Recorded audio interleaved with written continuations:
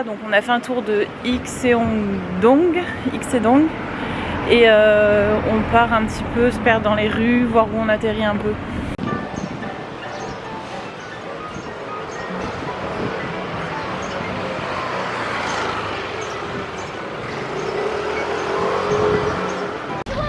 Alors, on n'a plus trop grand chose prévu au programme, on a fait Ikseongdong et là on est parti vers un parc.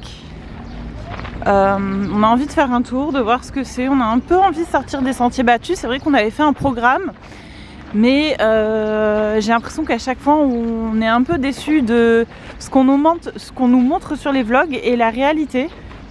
Donc on a envie vraiment là d'aller à l'aventure et de partir un peu par nous-mêmes dans d'autres endroits. Donc là, il y a des dames qui sont en habits traditionnels. On va voir, on ne sait pas trop à quoi s'attendre, mais on va voir.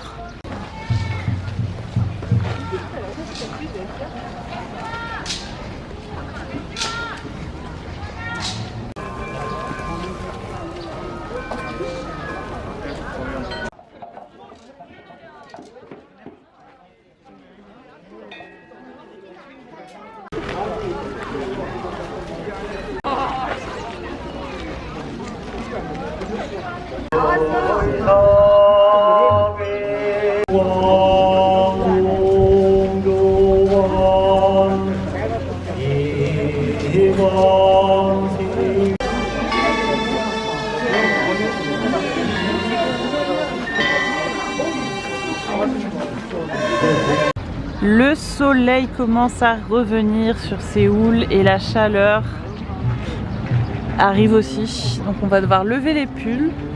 On s'est retrouvé en fait par là-bas sur cette rue et on a vu donc au bout cette entrée.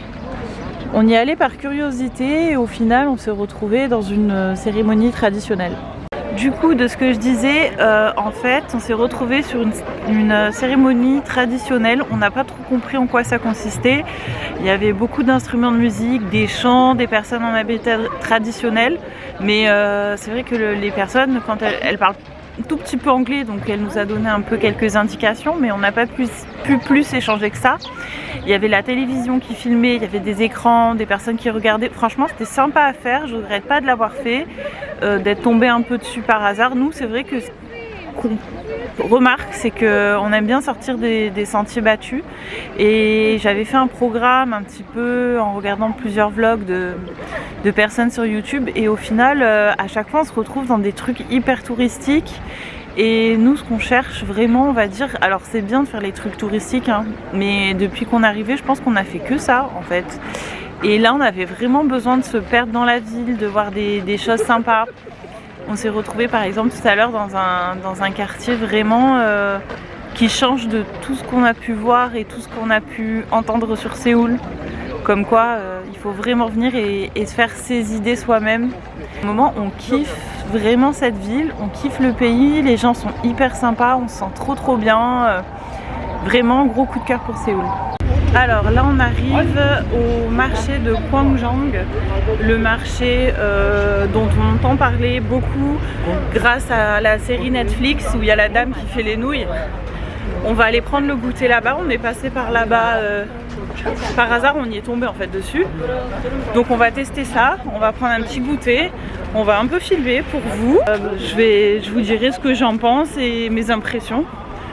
Ça a l'air sympa déjà de ce que j'ai vu sur internet, donc on va voir maintenant internet vs réalité.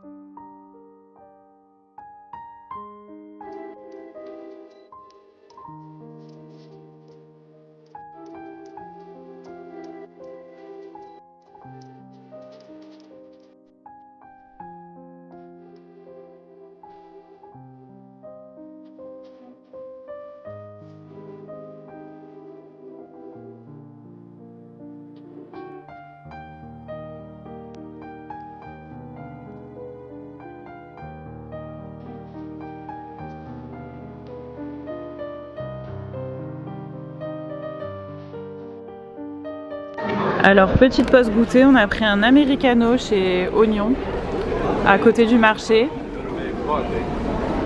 Et le petit poisson.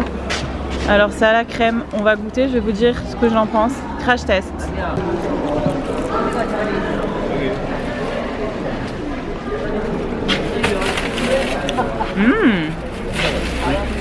Ça me fait penser à une gaufre fourrée à la crème.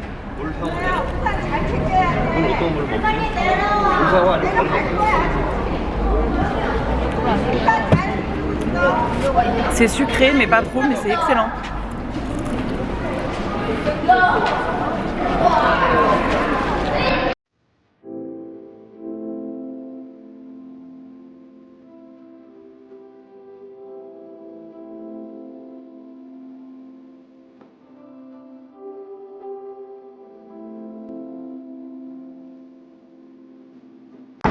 Et coucou tout le monde, c'est le 3e jour à Séoul. Je vais pas vous mentir, on n'a pas trop bien géré le jet lag, on était fracassés, surtout hier, on a pas mal bougé. On est rentré à l'hôtel vers 18 h et après on n'arrivait plus à bouger, donc on est resté à l'hôtel, on a mangé au Convenience Store et voilà. Là du coup il fait hyper beau, ça fait plaisir. On va aller au Café Oignon, prendre le petit déj et on vous embarque pour une journée où on va aller au Palace, au Hanok Village. On va faire des trucs un peu traditionnels, vous allez voir, ça va être sympa.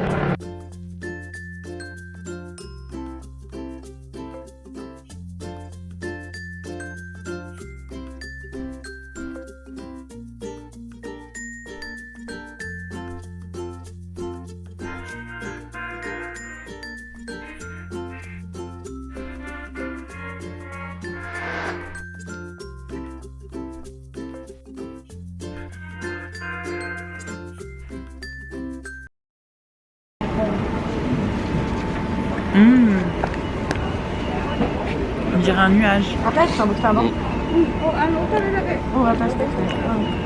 franchement j'aurais pas dû le prendre. Enfin, je suis deg. J'ai pas de chance moi.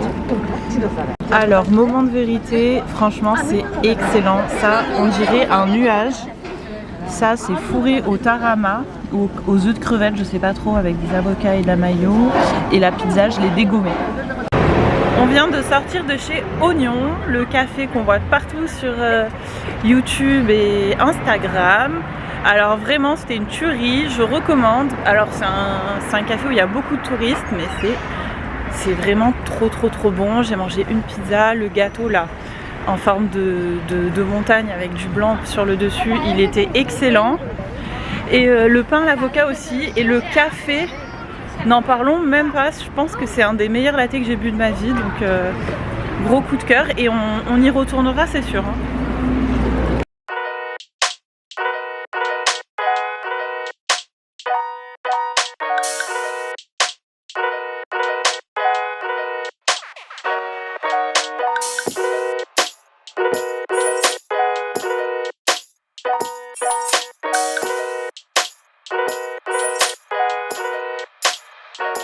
On se retrouve et je suis en habit traditionnel.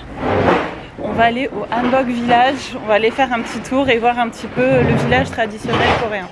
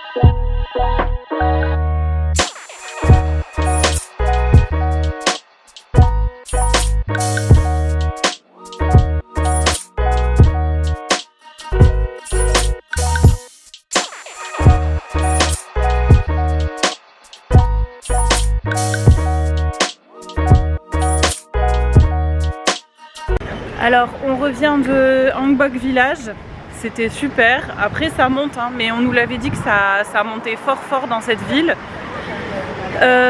Sinon, il y avait beaucoup de gens en fait qui ne respectaient pas forcément les consignes. Alors il y a des consignes comme quoi il ne faut pas parler fort parce qu'il y a des habitants et tout. Et on voyait les gens qui criaient, qui hurlaient entre eux. C'était bizarre en fait, ils n'étaient pas très respectueux des habitants, de l'espace en fait. Donc c'était triste un peu de voir ça, de se dire que les gens ils viennent et ils respectent pas les autres, mais bon, de toute façon ce sera un petit peu ça de partout, hein. Sinon aujourd'hui il fait très chaud. Heureusement là on est dans une allée avec des arbres, ça fait un petit peu de bien. On se dirige vers le palace là. Vous trouverez beaucoup de hanbok rental, c'est les robes traditionnelles. Et voilà, il y a des gens qui en portent un peu de partout, surtout par ici, hein, parce qu'il y a le palais, le Hanbok Village, donc voilà, vous en avez partout dans ce quartier. Moi je l'ai loué à Wande Hanbok, je vous mettrai l'adresse sur la vidéo ou alors sur mon Instagram.